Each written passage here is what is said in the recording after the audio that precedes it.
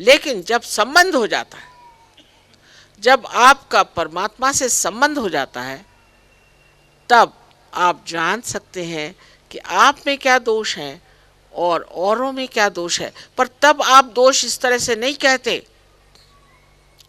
कि इनको ये पागल हैं, या ये बड़े मुजोर हैं, ये बदतमीज हैं, ये नहीं कहते आप क्या कहते हैं कि उनका आज्ञा चक्र पकड़ा।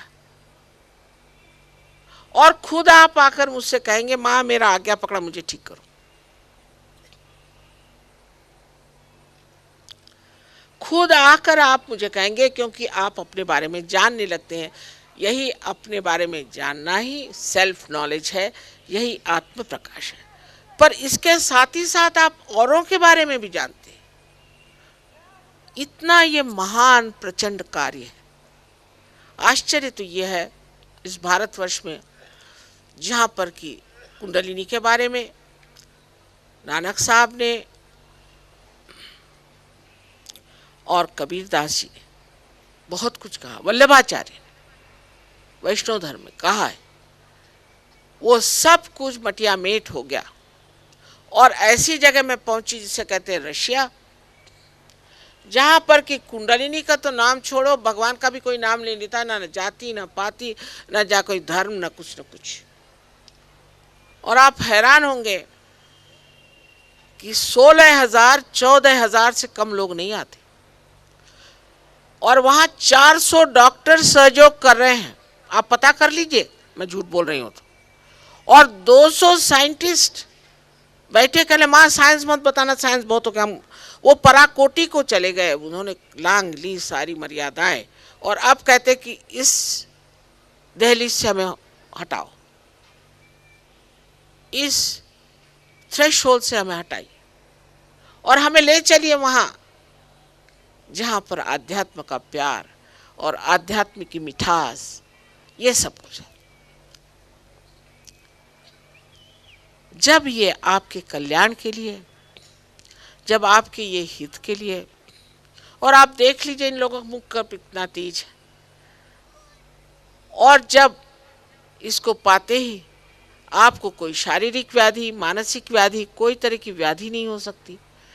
जब आपके बच्चे और आपकी गृहस्थी ठीक हो सकती है और सारा संसार जिससे ठीक हो सकता है, और जिसके लिए आपको कुछ प्रयत्न करना नहीं, आपको कुछ पैसा देना नहीं, तब फिर आप इसे क्यों नहीं प्राप्त करना चाहते? इस मनुष्य की बुद्धि को समझना बहुत मुश्किल है। वही रशिया के लोग बस एक बार पाया जम गए। अब उधर देखना नहीं, हमको यही चाहिए, अब हमें शांति मिल गई, सुकून मिल गया, इस शांति में हमें बैठना, हमें कोई चीज नहीं चाहिए। इस कुंडलिनी का जागरण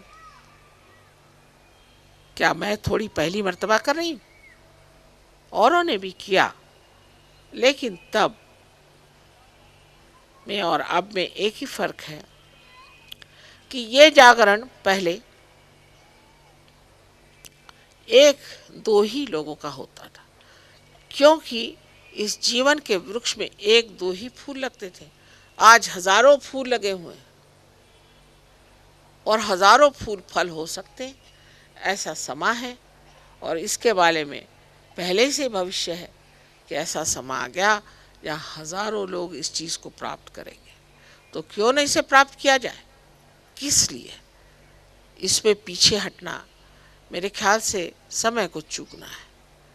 बहुत महत्वपूर्ण आंदोलन हमारे अंदर में ही घटित होने वाला है और उसके बाद देखिए क्या मज़ा आता है और आप क्या हो जाते हैं, कितने शक्तिशाली, कितने प्रभावी और उतने ही स्नेहमय, उतने ही प्रेममय। जितनी शंकाएं वो सब एक साथ गिर जाती हैं। आप बहुत बड़ी चीज़ है। ये लोग जो प्रदेश से आए तो सोचते हैं कि महाराष्ट्र में पैदा हुआ आदमी मानिए कोई तो भी बड़ा ही पुण्यात्मा हो सकता है। वाकई में ये सोचते हैं। आपको पता नहीं, अभी हम एक देहात में गए थे, तो उन्होंने पैर नहीं छुए बस, बाकी तो इतना मान किया वहाँ के देहातियों का कुछ पूछे, जैसे कि महान पुण्यात्मा है।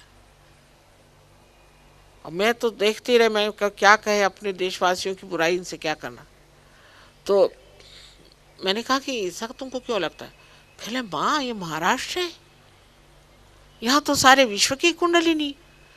इस देश में जन्म लेने के लिए तो इन्होंने बड़े ही पुण्य किए होंगे, पूर्व जन्मी आमी बहुत पुण्य के लिए। इन्होंने बहुत ही पुण्य किए होंगे जो इस पुण्य भूमि में नहीं जन्म लिया है, लेकिन हम लोगों ने इतने पुण्य नहीं किए, इसीलिए इन गंदे देशों में हमने जन्म लिया।